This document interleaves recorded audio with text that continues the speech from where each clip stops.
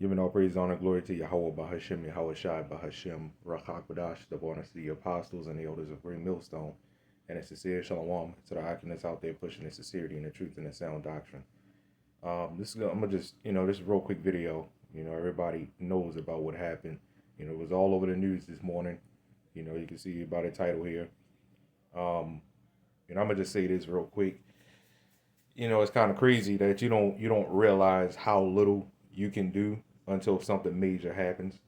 You know what I'm saying? You don't realize how dependent you are on technology until an outage happens, and then everybody's freaking out. You know what I'm saying? Like, let's say you have an app that you use every day, and you don't really realize how much you use it, how dependent you are on it until it has an outage, and then you sit there and you're just like, oh crap, I'm like you're lost. You don't know what to do. You know what I'm saying? So it's just crazy how and this just shows at the latter days. You know what I'm saying, that when things start happening and hell starts breaking loose and things just start stirring up. It's really gonna make people really bug out, man. You know what I'm saying? It's gonna make people absolutely lose it, right? You see what happened. I don't know exactly how long this was out, but I'm sure it wasn't out for that long. Flights canceled, delayed, things, the businesses, private businesses, big businesses, small businesses, they all, there's a lot of stuff that's got affected by this outage, man, right? Now, you see how sudden that happened. And that's what we're going into today. You know what I'm saying? That's exactly what we're going into today. Is how suddenly, right? How suddenly it happened, and it's out of nowhere. Because Babylon and the rest of the world always think they're so untouchable. This is why they got military powers battling each other for power and stuff like that. Because they all believe that they're all just untouchable, but mainly Babylon, man, America. America just thinks she's untouchable.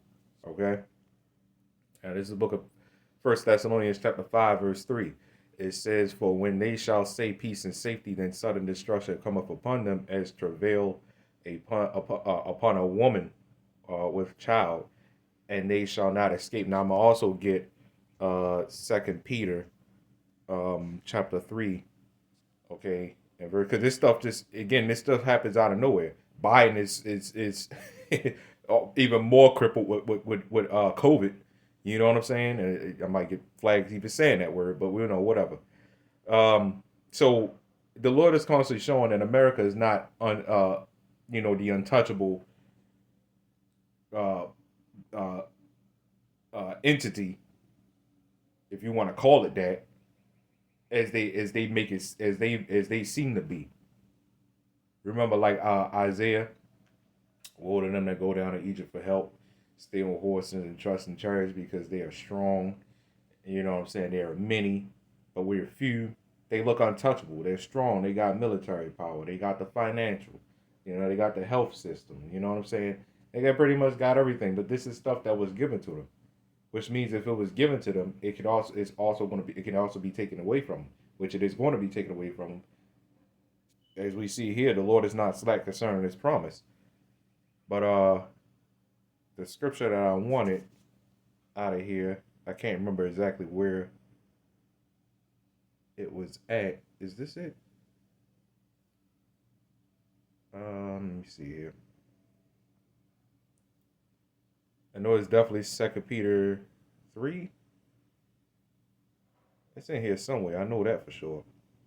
Salakia. Just give me a second. Oh yeah, it's right here. I was looking right at it. Second Peter chapter 3, verse 10.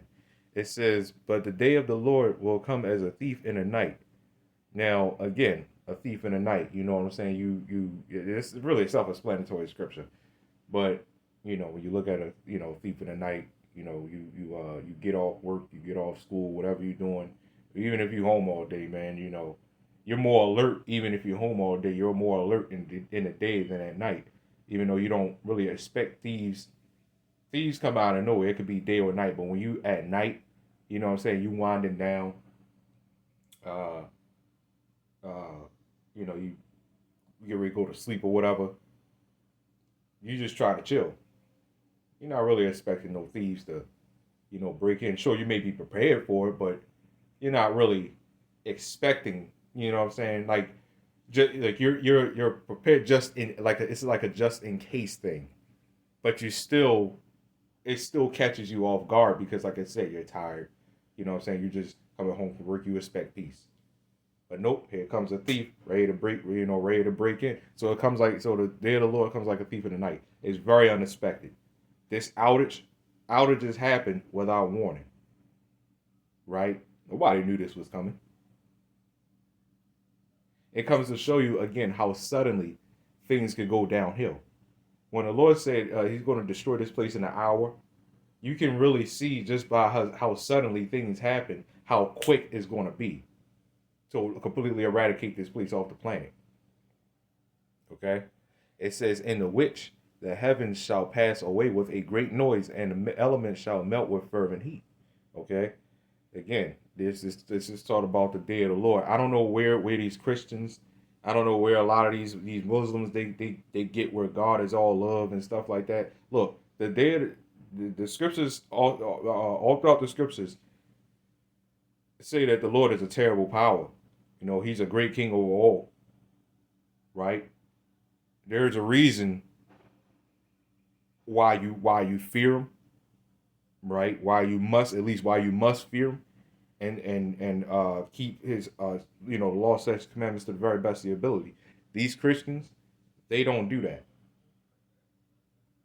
They don't do that because they're not fearing the Lord. They say God-fearing nation.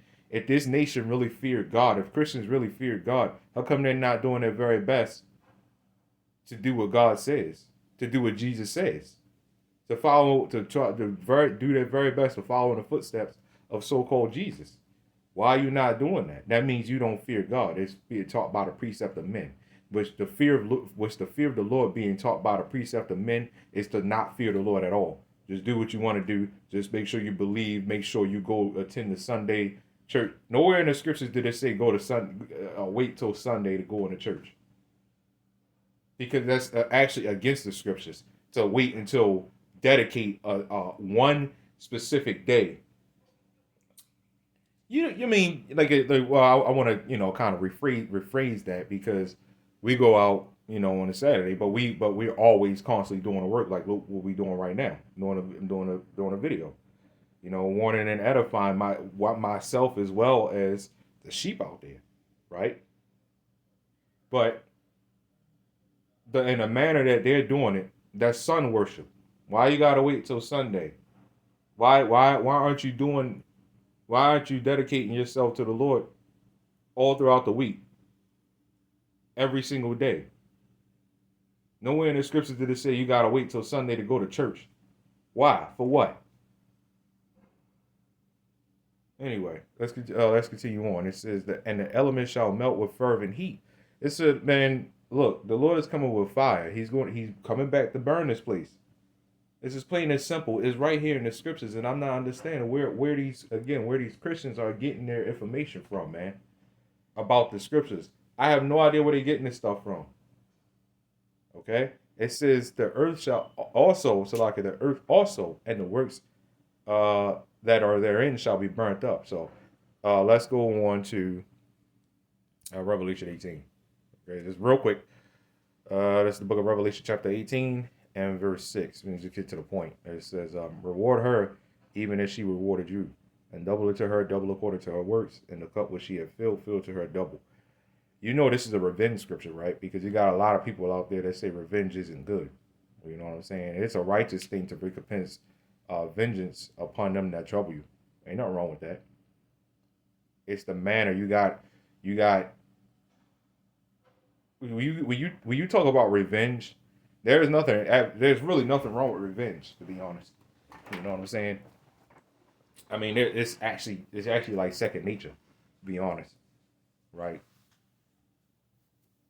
Anyway, again, how much she have glorified herself and lived deliciously, right?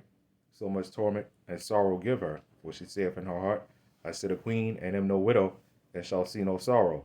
Therefore shall her plagues come in one day, death and mourning and famine, and she shall be utterly burnt with fire. For strong is the Lord, Yahawah BAHASHAM YAHAWASHI, who judgeth her. Right?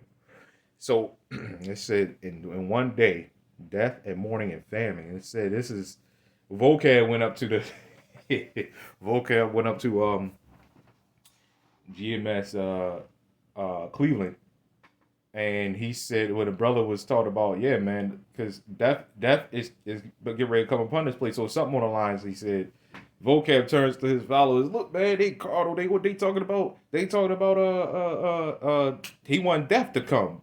Well, that's what this just now said. It said that it's important to teach that. But vocab and friends, they say we carnal for saying stuff like that. It's in the scriptures, man. It's right here. But what do we expect? Christians aren't they're not good with prophecy. This is why every time a Christian tries to go in prophecy, they butcher it. You know what I'm saying? But this it's in here. I mean, you can read it. I'm reading it right here. You can read it for yourself. It says, "Therefore shall her plagues come in one day." It says, "Death and mourning and famine." This is not the works of Satan. Leave it to the world out there. That's the works of Satan. That sounds like Satan, something Satan would do. Some Halloween type stuff. This is not the works of Satan, man. It said death and mourning and famine. Right? It says, she shall be utterly burnt with fire, for strong is the Lord, Yahawah BAHASHAM YAHAWASHI, for strong is the Lord who judgeth her. The Lord said he's bringing death and mourning and famine. Yeah, we should be looking forward to that. Death to the wicked. So for you Christians, if you're the haters of wicked, and I don't even know if you call yourself haters of anything. But if you don't dislike the wicked, what's the opposite of disliking? That means you're on one accord with the wicked. Because Christians are wicked anyway, man. But I'm just going according to your eyes. Y'all talk about, yeah, we you guys are carnal. You want death and mourning and famine and stuff like that. Yeah, this place is evil. Anybody in their right mind would to this place. This place is evil, man. This place is nothing but this place is hell.